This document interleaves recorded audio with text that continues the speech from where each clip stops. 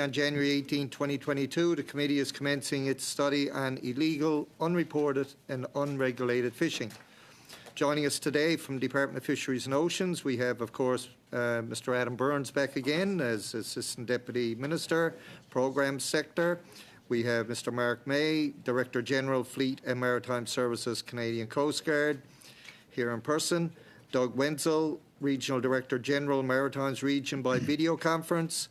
Mr. Lloyd Slaney, Acting Director General, Conservation and Protection by video conference, and Mr. Neil Davis, Regional Director, Fisheries Management Branch, Pacific Region by video conference. Welcome to the committee. Mr. Burns, you have 5 minutes for your opening statement when you're ready.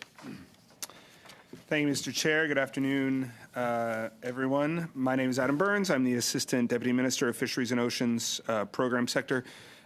Ms. Chair, I'll note as well Yves Richard, the Director General the Director Conservation and Protection, Quebec Region, has also joined us virtually. I'd like to begin by acknowledging that the land on which we gather is the traditional territory of the Algonquin and Anishinaabe people. My colleagues and I appreciate the opportunity to appear before this committee regarding your study of illegal, unregulated and unreported fishing, or IUU fishing. Je voudrais commencer en précisant que Let begin by specifying exactly what is meant by illegal, unreported, and unregulated fishing. And the general term that is used by the UN for food and agriculture, and that is what it uses to describe a number of fishing activities that are carried out illegally in violation of national or international regulations or laws or without any control. In this context, we're using the term IUU, illegal and unreported and unregulated fishing for any such issue in the high seas or any entry of an unreported vehicle within Canadian waters. Incursion into Canadian fisheries waters by foreign vessels, including cooperative monitoring of vessel activities across federal departments through the Marine Security Operations Centres, and active patrols by the department's Fisheries Aerial Surveillance and Enforcement Program, and by fishery officers who every day in our coastal communities monitor across Canada. The department's fishery officers are mandated to enforce the Fisheries Act and associated regulations, as well as the Coastal Fisheries Protection Act, and that includes conducting inspections to verify compliance and taking appropriate enforcement action when individuals are fishing without a Fisheries and Oceans Canada-issued authorization. If necessary, our fishery agents work with other federal partners and local police to ensure proper management of the fishery. And when violations are more serious than what can be offered at that level, they are identified. It's a significant threat to the world's marine resources. It can impact Canadians in many ways, including the potential for direct interception of migratory species, such as salmon and tuna, and trade in IUU-caught seafood can undermine the legitimate seafood sector. IUU fishing can also result in harmful impacts to marine ecosystems and to the economic and food security of developing countries and vulnerable coastal communities that rely on small-scale fisheries for survival. We know that IUU fishing can be connected to global organized crime networks and is often associated with forced labor and mistreatment of crews. Le Canada joue un rôle actif dans la lutte mondiale contre. Canada plays an active role in fighting against IUU. We are carrying this out based on 3 pillars: taking international regulations that are effective, ensuring that our international partnerships are respected to ensure this is solved. Fisheries Management Organizations, or RFMOs, which collaboratively manage fisheries resources in specific areas of the high seas. This includes critical work of strengthening monitoring, control, and surveillance measures. Through these organizations, Canada has led the implementation of key new measures within these RFMOs, including the introduction of high seas inspection authorities, greater oversight of the transshipment of fish at sea, and the banning of shark finning and plastic pollution. Canada works to enforce these rules by conducting compliance and enforcement activities in international waters. This includes monitoring from sea, air, and space. This past summer, Canada enhanced its monitoring of international waters by conducting its first high seas inspection operations in the North Pacific, patrolling over 12,000 nautical miles and detecting 58 violations of international agreements and over 3,000 illegally harvested shark fins. Given the large scale of high seas fleets operating in the North Pacific and the risk that IUU fishing poses to vulnerable stocks, including migrating Pacific salmon, Canada is working closely with its partners, including the United States, Japan, and Korea, to uphold the rule of law at sea. La pêche INN constitue une menace particulière. IUU fishing is a threat, especially for developing countries who don't have resources required to supervise activities in their waters or in high seas, or to ensure that the law is respected. We are working actively to reinforce the capacity of these countries. Strategy.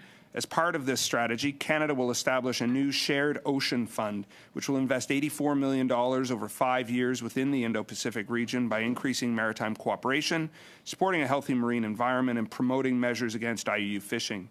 This fund will enable partnerships with world-leading non-governmental organizations that can help overcome the complex jurisdictional challenges posed by IUU fishing. The government recently announced that Canada will become a founding partner of the Joint Analytical Cell, a group of non-governmental organizations that will work together to deliver high-quality fisheries intelligence, data analysis, and capacity support alongside authorities in developing countries.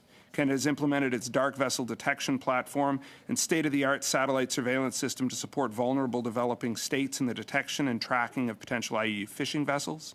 The DVD platform is currently helping protect the Galapagos Islands in partnership with Ecuador and is deployed to support 15 Pacific Island states.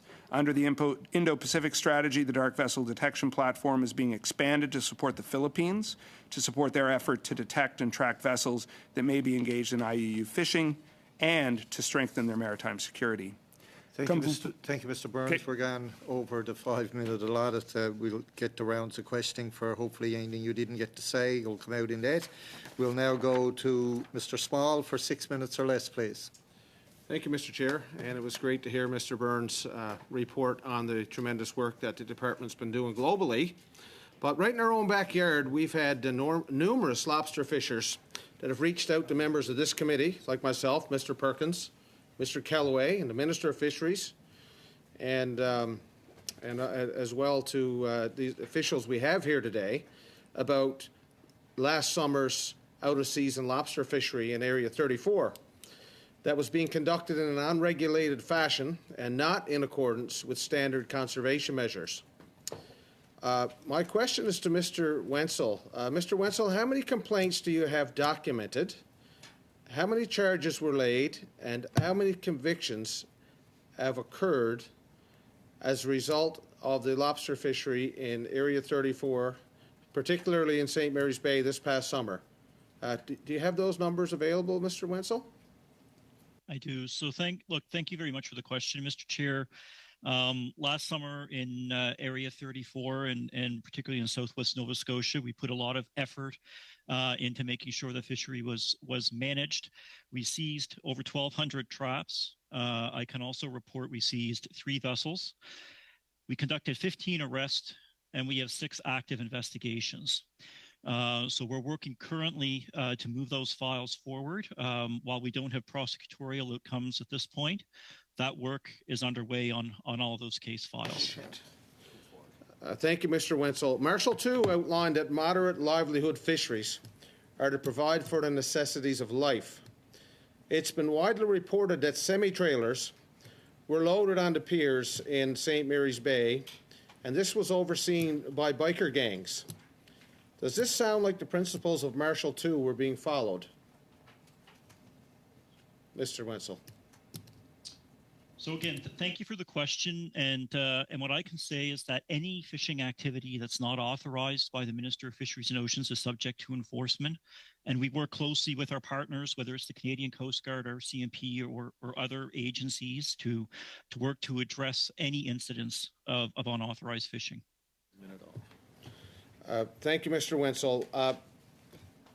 Does your department know how many lobsters were harvested in St. Mary's Bay this past summer, where they were sold, and if this catch has been accounted for in stock management?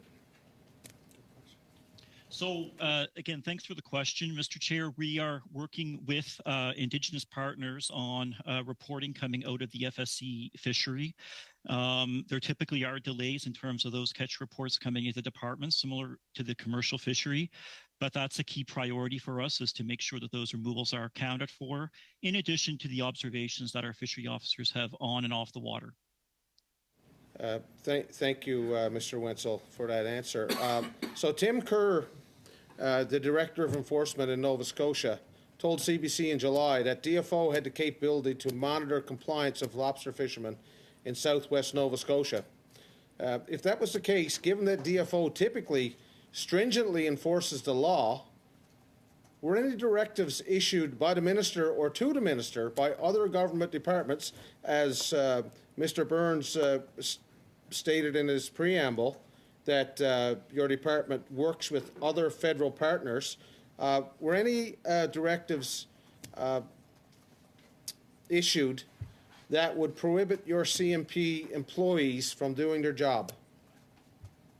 So I can confirm, Mr. Chair, that there were no such directives issued in the region. And in fact, we meet with other enforcement partners on a regular basis to help ensure that we're bringing all of our intelligence and capacity to bear on the management of all fisheries. But I can confirm there were no such directives issued.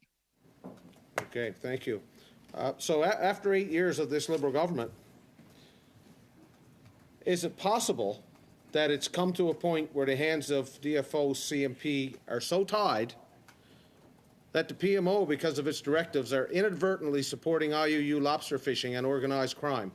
Because that's what we're getting from stakeholders in that region. It's been put to us many times. I have numerous emails that outline that that's the thoughts of the lobster industry stakeholders in Southwest Nova.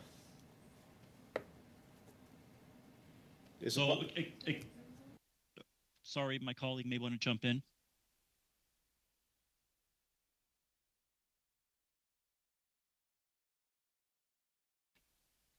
I can, for a moment, just to reiterate what my colleague Doug Wenzel did say. So, we can confirm that no direction was given to the Conservation and Protection Organization, and their responsibility is to enforce the Fisheries Act, and in instances where unauthorized fishing is occurring, they take the appropriate action. I've got a question on 200-mile limit patrolling. Prior to 2015, 786 patrol days were provided by DFO vessels in NAFO waters near the 200-mile limit. After 8 years of this current Liberal government, how many patrol days were provided for DFO vessels in that area of the 200-mile limit, nose and tail of the Grand Banks? And this past year, how many patrol days were provided?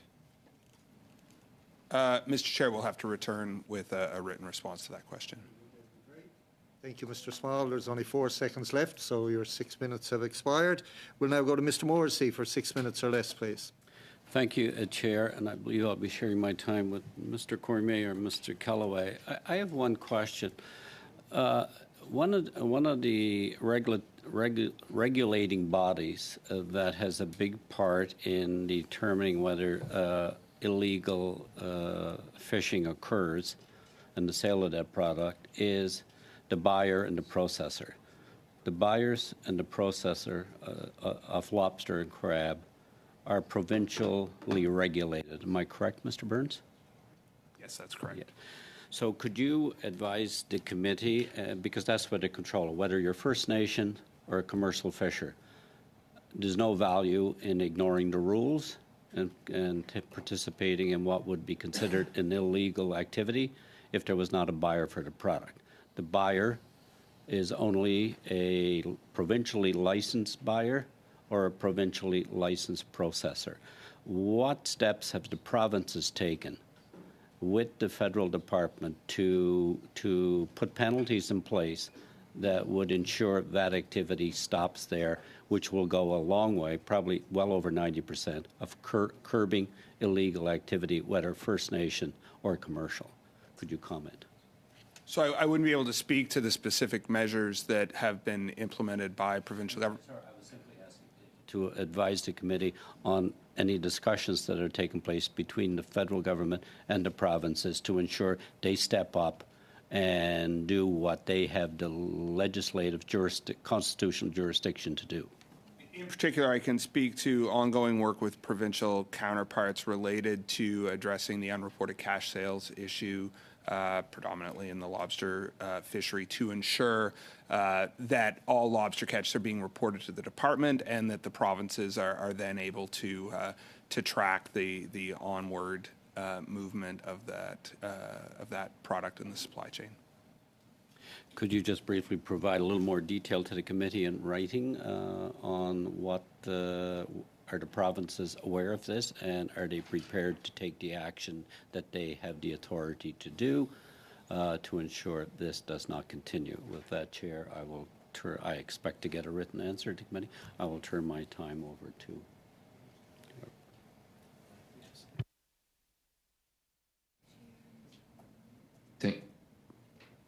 Thank you, Mr. Chair. Mes questions seront pour Monsieur Wenzel. Monsieur Wenzel. My questions would be for Mr. Wenzel. Mr. Wenzel, given that you are a regional director, just to ensure that people understand the situation correctly, we have a number of concerns out in the field, especially about lobster fishing. Let's say that in lobster fishing, this is in Area 23, in 16 years from the 1st of May to the 30th of June, that's when it happens. If there are any fishers other than legal fishers, Indigenous fishers, who would put in traps in Area 23 without having them properly tagged, what would happen? What goes on? Would officers seize the traps? Could you tell us? Thank you very much for your question. I want to speak directly to the members of the committee in terms of the role of conservation and protection. And there are a range of tools that fishery officers employ to follow up on any unauthorized fishing. And that includes a spectrum ranging from education up to and including seizure, arrest, and charges. And similar to the example that I offered for Southwest Nova Scotia, those tools are used in any given season to address unauthorized fishing. And in addition to that, we do work with our enforcement partners, as the committee noted, to deal with aspects of unauthorized fishing that do fall outside of our jurisdiction from time to time. But we have a range of tools, and those are employed at any point there's unauthorized activity.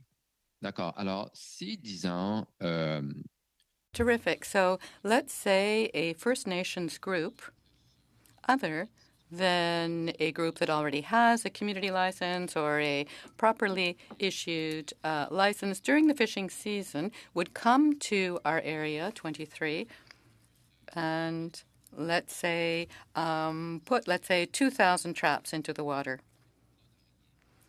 What steps would you take to ensure that the law would be respected? How would you go about this, stage by stage? Would the traps be seized? Would people be arrested? How would you go about this? So, Mr. Chair, in response to the question, I mean, obviously would be case specific because officers do take a number of factors into account. But any number of those tools that the member noted could be used and would be used as required. Obviously, officers want to make sure that we foster compliance in any fishery. So the use of those tools would work to facilitate that level of compliance. But there could be a mix, and there could be different tools used depending on the situation. So my question also, because we hear a lot of fisheries officers in the area saying that, they tend to close their eyes sometime on certain group. Is there something that you're here, or is it something that you think it's happening, that they're closing their eyes on some incidents like that happen? Okay, thank you, Mr. Cormier. I'll have to ask the witness to probably submit something in writing as the time has expired for Mr. Cormier's allotted question time. We'll now go to Madame Debienne for 6 minutes or less, please.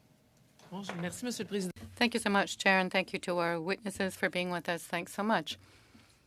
Tell me, Mr. Burns, perhaps. There are fishers in Quebec who have seen their fisheries closed, mackerel and herring, and they said that only they are required to declare their catches, that no other mackerel fishers, other than those of Quebec, were obliged to declare their catches. Of course, the closure has really been very inconvenient and even distressing to a number of fishers and communities that live from fishing in Quebec. And mackerel is still fished, though, in the United States. How can your organization bear on this situation? My question is, why are only Quebecers required to declare their catches, and how can we affect what's going on in the States that has an ill effect on Quebec fishers? So let me answer the question regarding the USA first, and then I will turn to my colleague, Doug Wenzel, for the first part of your question regarding reporting catches in other regions. As for the USA, then, we work closely with the Americans on mackerel fishing management.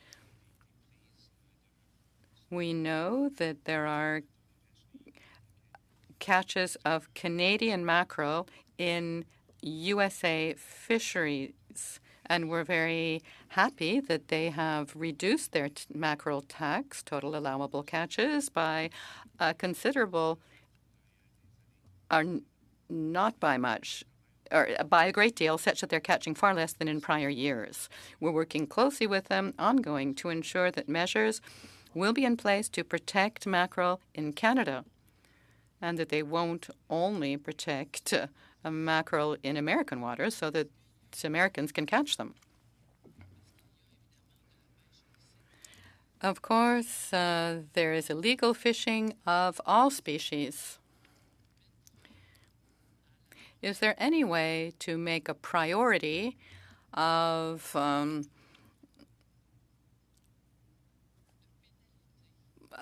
more consequences, basically?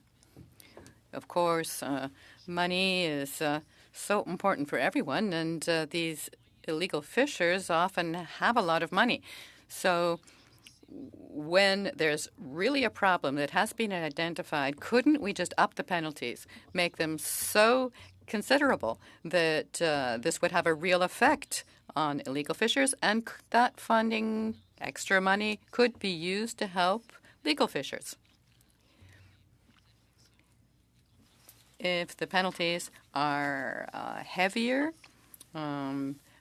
we could use that money to compensate those who are affected by illegal fishing who see their fisheries closed. I understand your thinking, but this is not the way that the Fisheries Act provides for, is written right now.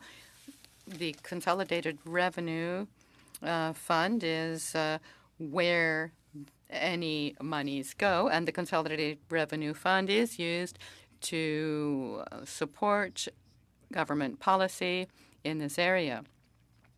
Funds are not directed to specific fishers or groups.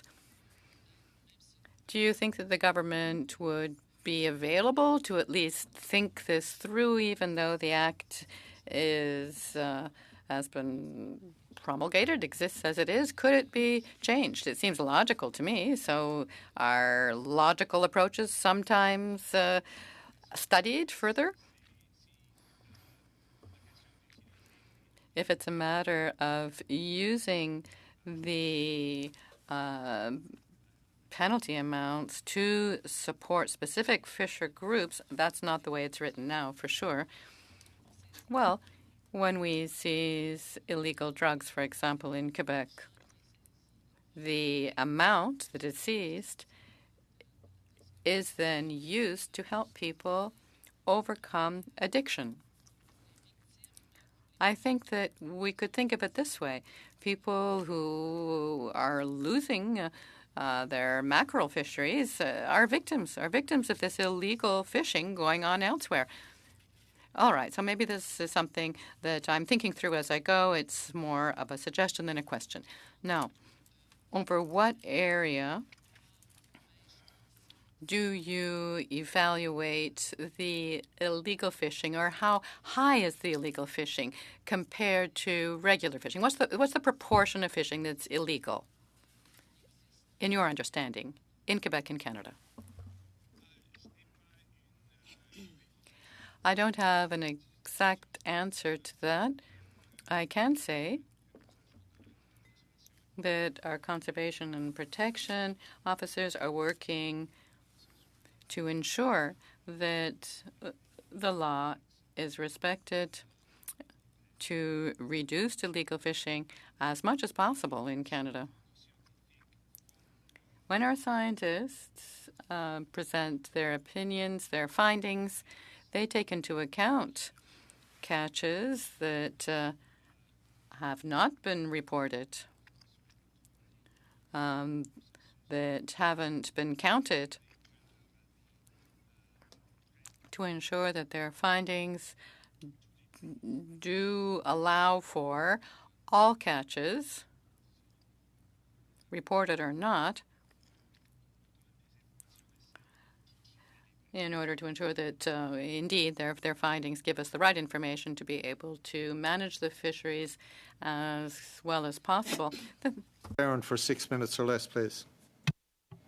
Thank you, Chair, and thank you to the witnesses for being here today. My first question, I believe, might be best. Mr. Davis is here, right? Okay, just making sure to Mr. Davis. Just over a year ago, the BC Wildlife Federation called to attention the illegal sales of salmon, which they said were rampant in British Columbia. The executive director, Jesse Zeman, was quoted saying that, he quoted, seeing reports of dumping involving thousands, possibly tens of thousands of fish, which is a symptom of illegal sales on a massive scale. And he went on to say that the fish have spoiled, suggesting that there are far more fish in the black market than there are buyers. And my question to Mr. Davis is, what is DFO doing to protect wild Pacific salmon as a keystone species from illegal, unreported, and unregulated fishing? Thank you for the question, Mr. Chair. We have a variety of enforcement and compliance activities and assets in the region that all support oversight and ensuring compliance. Those range from the high seas. You may have heard about our Operation Pacific North Guard, Mr. Burns spoke to earlier, more into domestic waters where we have overflights that are monitoring fisheries. We have officers in midshore patrol vessels, in smaller coastal vessels. And then as we move towards the coastline, we have at-sea and dockside monitoring programs that fishers themselves are expected to adhere to. Okay. And all of those things give us some oversight. Thank you. Mr. Davis, how would you explain what was being reported by the BC Wildlife Federation based on the information you just provided? I don't think I can speak for what was reported per se without some specifics about the incident, but I think that the assets that we have in place and the enforcement resources are the things we would use to ensure the proper oversight and compliance. Thank you. I had two separate incidences over the summer that I wanted to highlight, and perhaps this will be to Mr. Davis again. One, and for the safety of the people involved, I won't confirm the location, but I did have a fisher who brought me out to a wharf and very clearly pointed out to me people who were illegally fishing, and his frustration that despite many reports, despite ongoing reporting, nothing was being done. Right in front of them, there was illegal fishing happening repeatedly with very with a lack of enforcement, and so they just continued on doing so.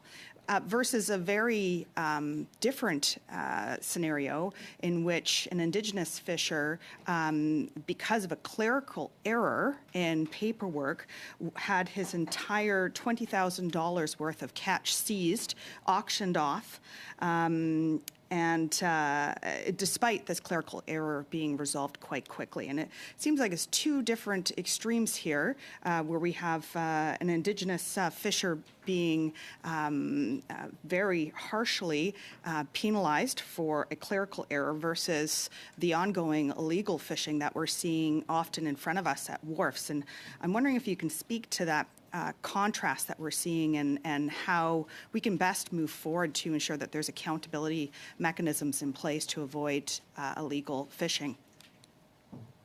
Thank you for the question.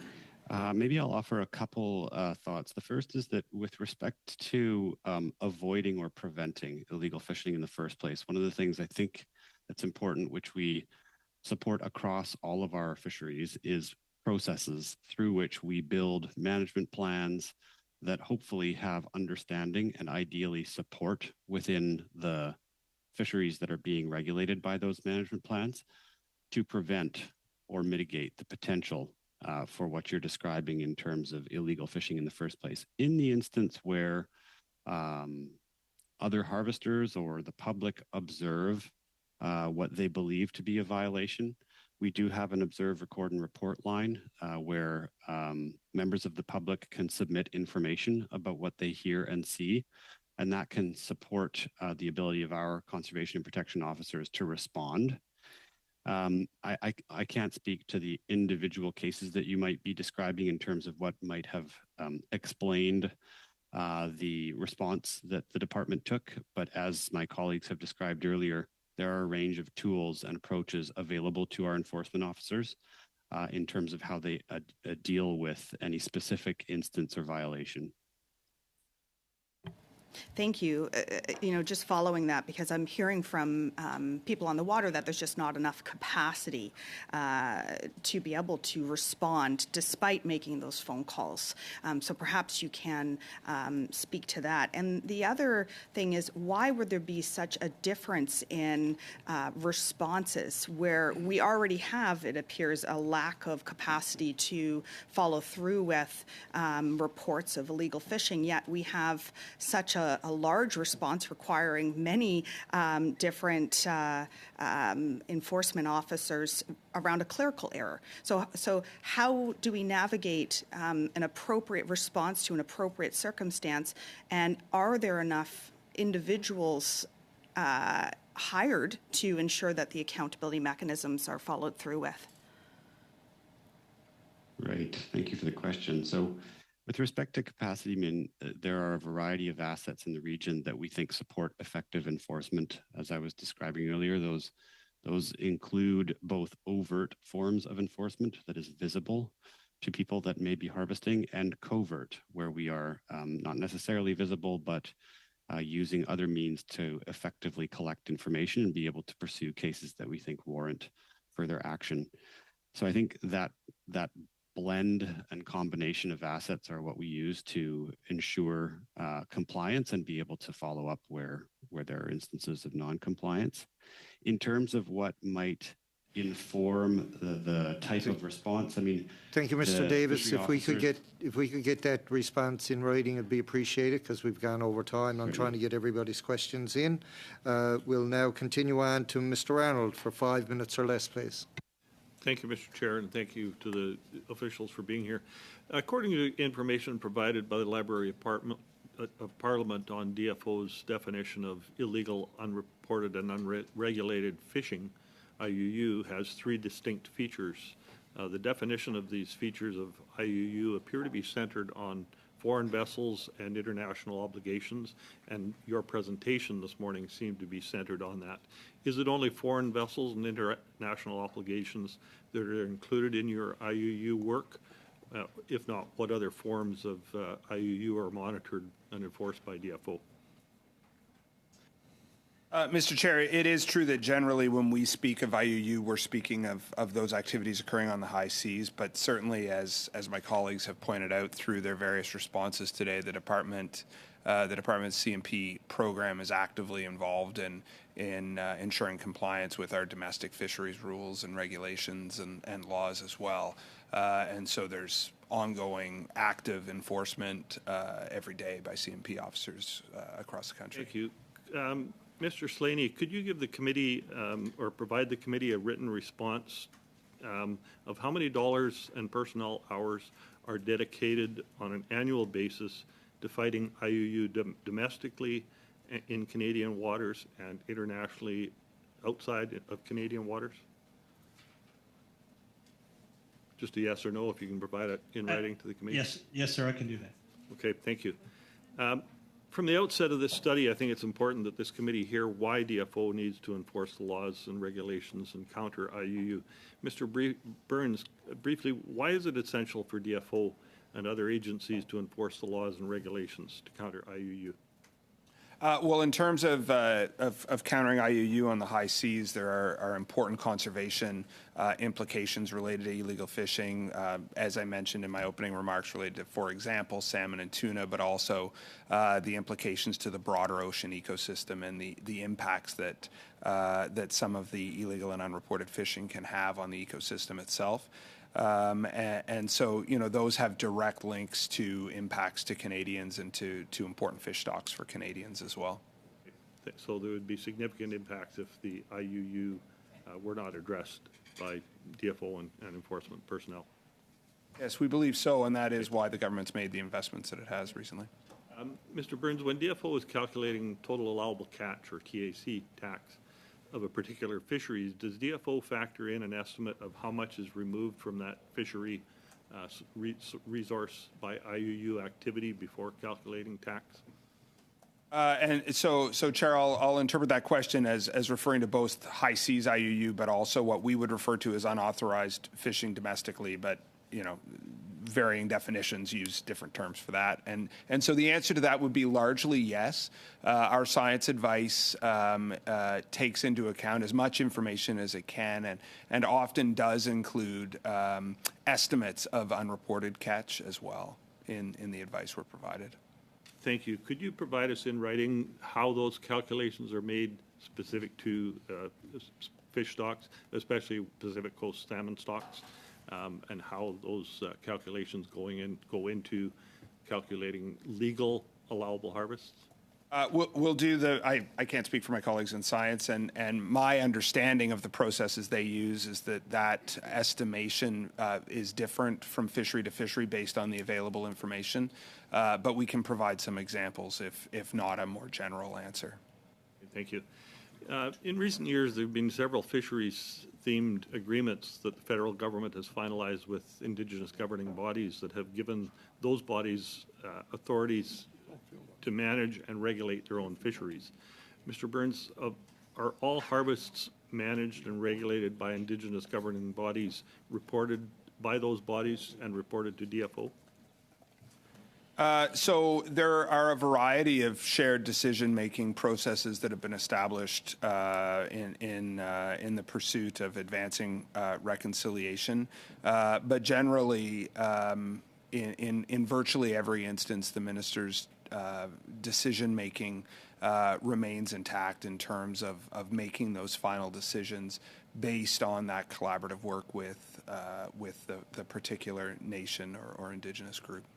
So through those RRAs, or Rights and Reconciliation Agreements, is it included that requirements of all harvest and fish management or regulated by the authority be recorded and reported to DFO?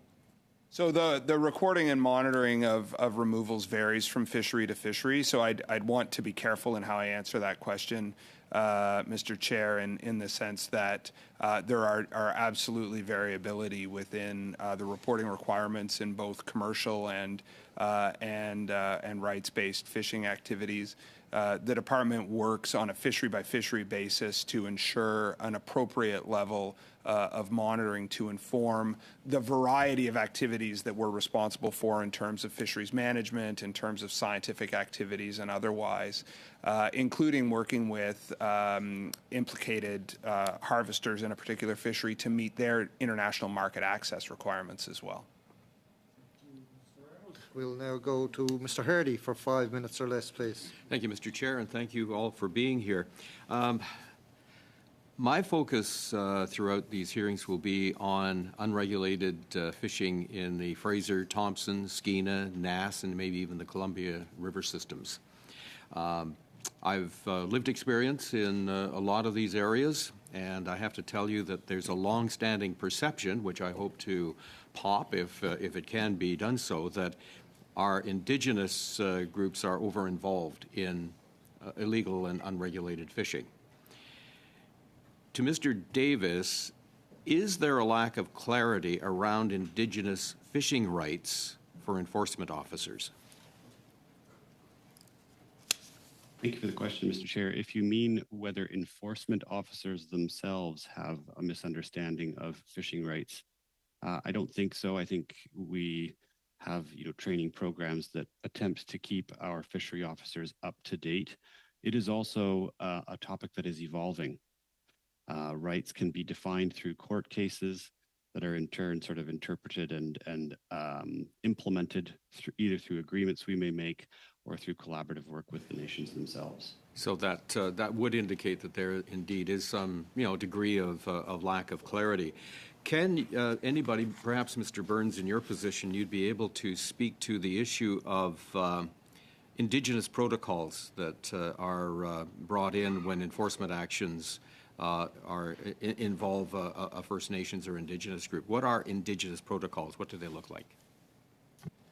Mr. Chair, I'm not quite sure specifically what the member is asking, but I can speak to the fact that when our conservation protection officers seek to enforce various rules, whether it be license conditions or otherwise, in the context of a rights-based or a fishing activity that is being undertaken on the basis of rights.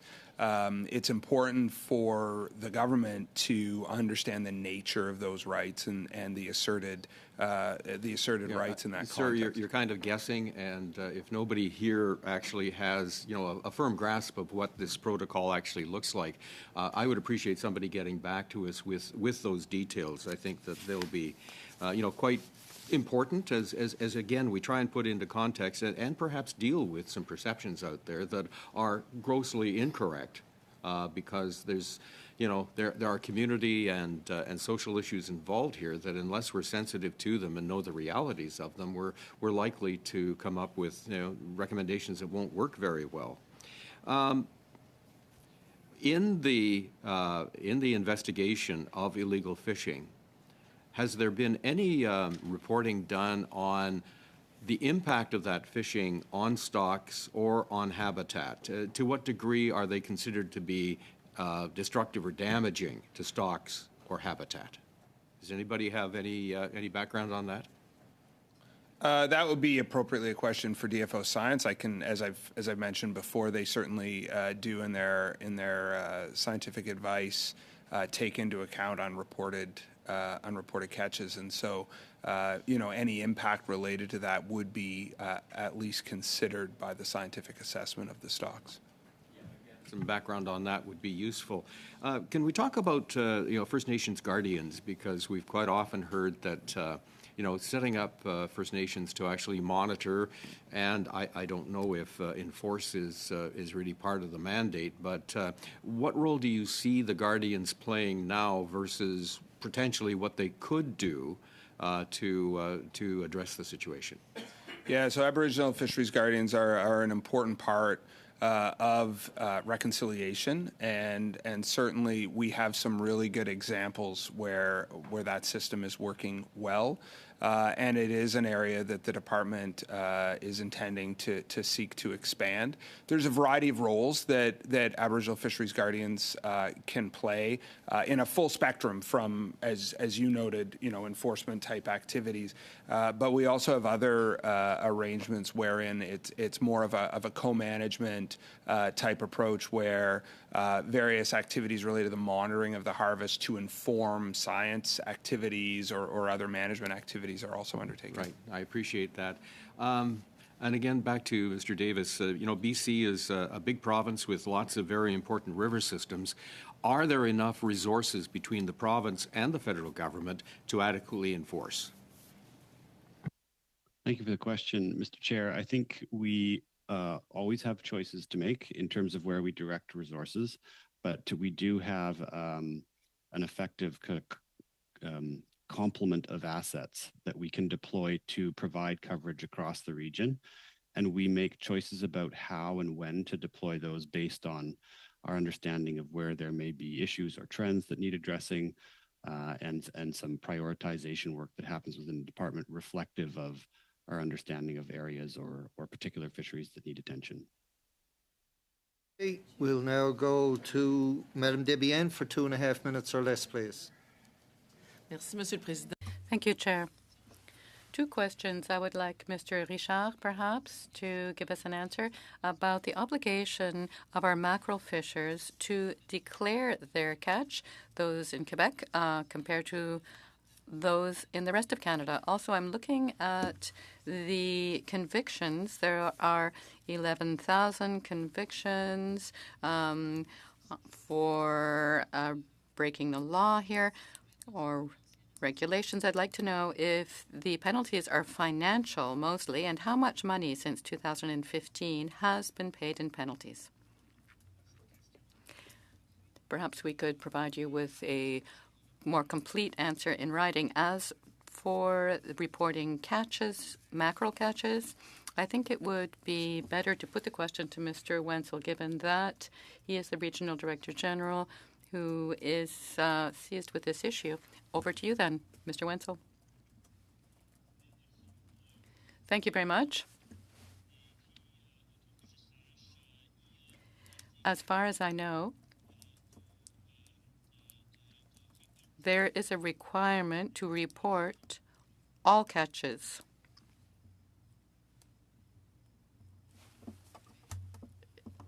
inaudible in part for the interpreter. I believe it was, how does that compare for Quebec, or why is it only Quebecers? Hello?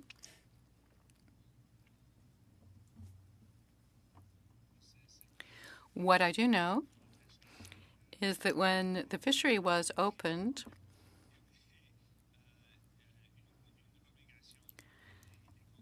the obligation was imposed. It was a permit requirement to report all mackerel catches, but we could check that and get back to you. Yes, please do give us a written answer. That would be very helpful for our fishers. Thank you, Ms. Desbiens. Please. Thank you, Chair.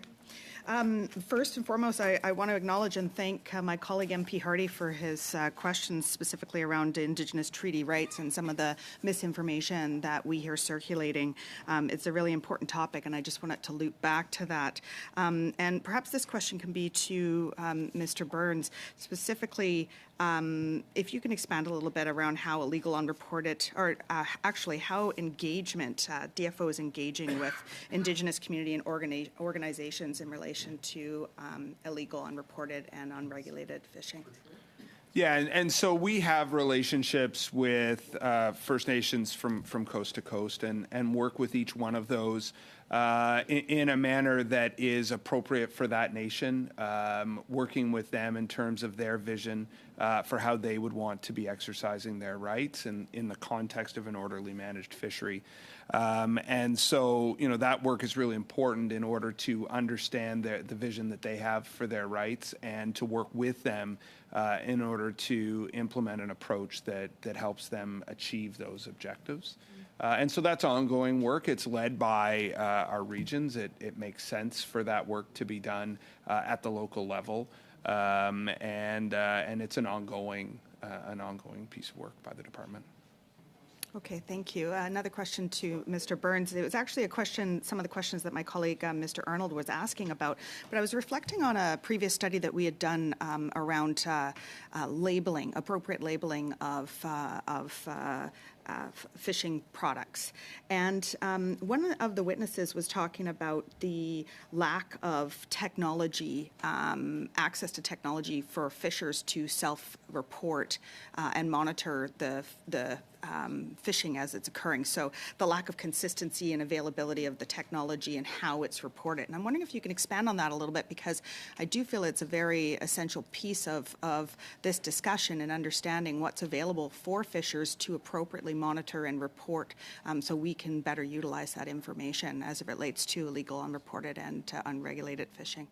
Yeah, so the government's recently made an investment to enhance the work the department is undertaking to implement our fisheries monitoring policy to achieve greater coherence across our fisheries. And an important part of that is expansion of our electronic logbook program, which is currently largely voluntary. There's a few examples in Quebec of fisheries where it is now a requirement. But over the next year or so, we're looking to expand the available technology so that we can move to a system where logbooks are entirely electronic, so that we have real-time data coming from harvesters to better understand the state of play of a particular fishery, and also to make it easier for them to provide us that information.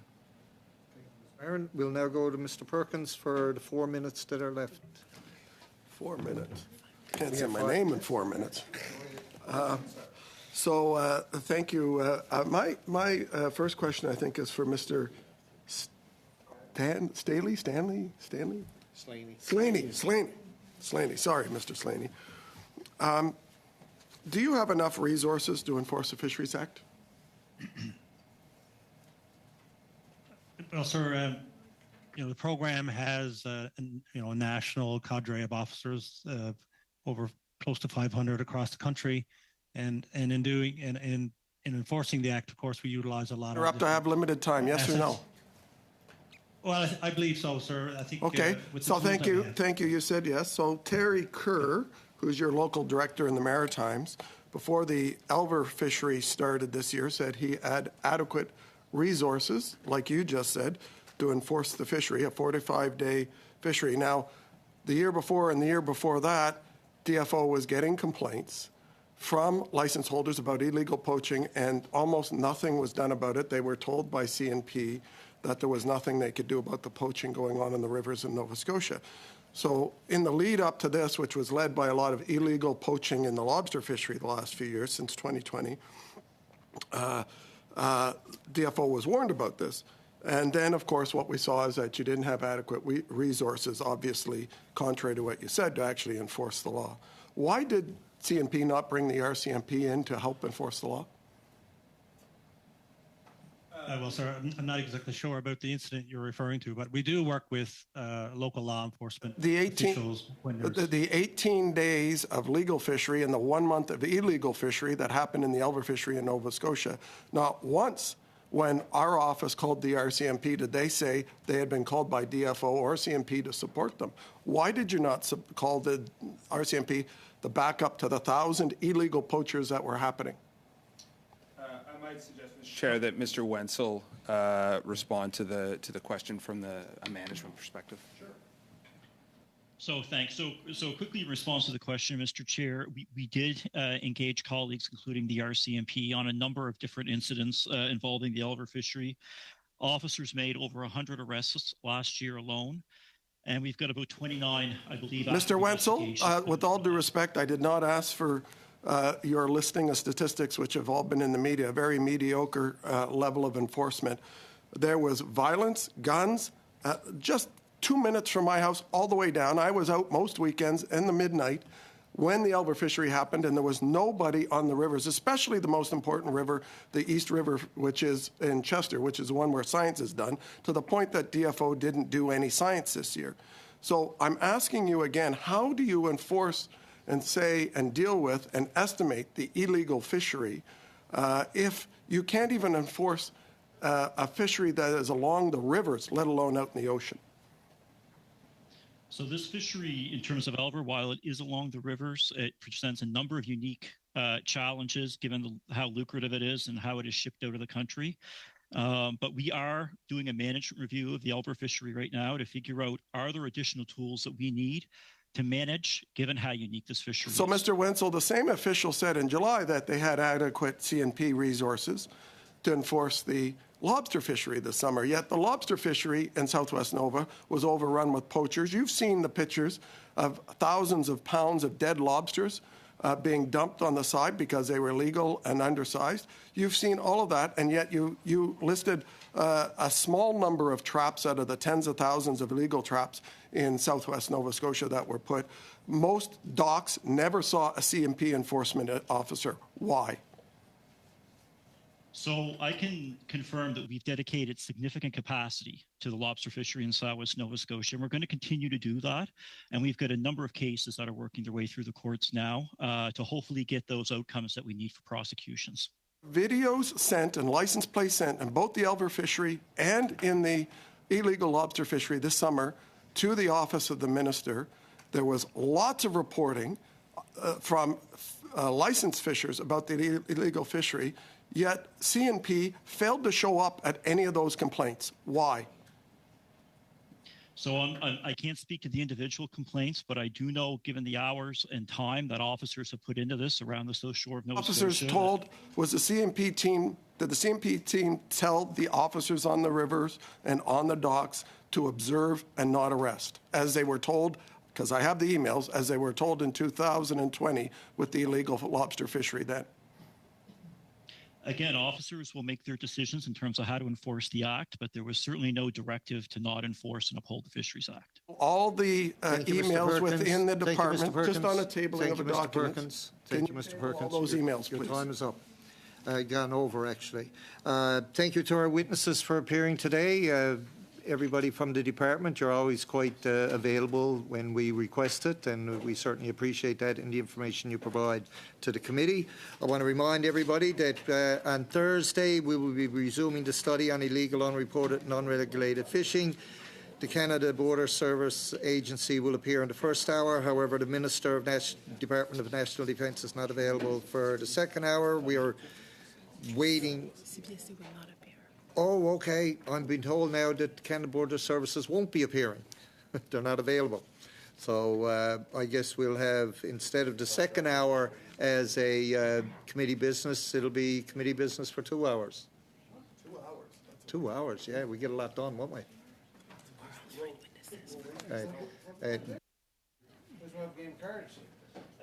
No witnesses for Thursday? The clerk will keep an eye on if any witnesses are available for Thursday, and hopefully there are, and we'll split the time up as we see fit. Okay, again, thank you to everyone for their participation today. Meeting adjourned.